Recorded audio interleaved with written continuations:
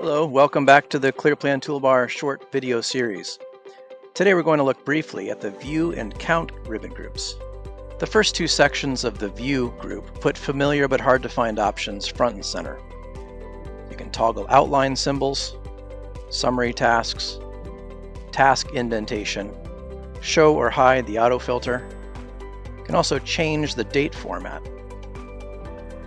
This comes in particularly helpful when you notice that your start and finish dates are looking a little bit off. Lastly, in the second group, you can clear the filter. The third section of the View group is based on built-in functions, but improves upon them. The Reset All button performs multiple common and user-selectable actions in a single click.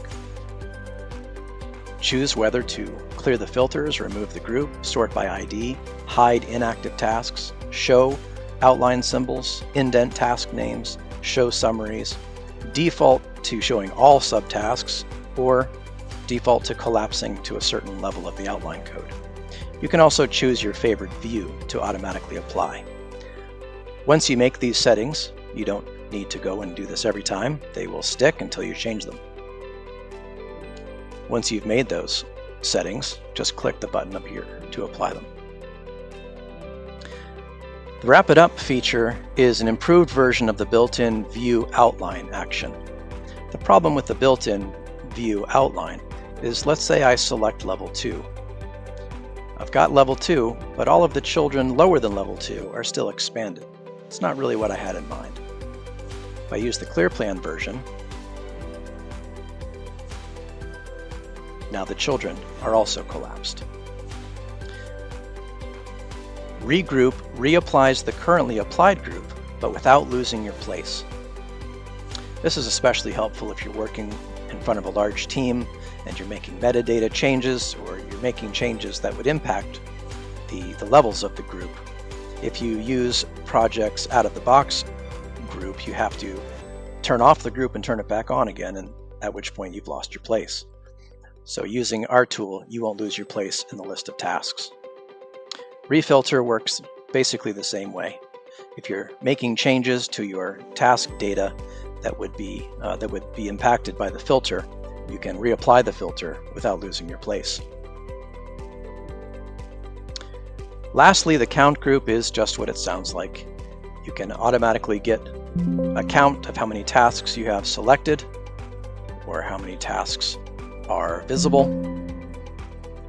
or the count of all tasks in your schedule. And you'll see they're broken out by summary, subtask, and if you have any inactive tasks in your schedule, those would be broken out as well.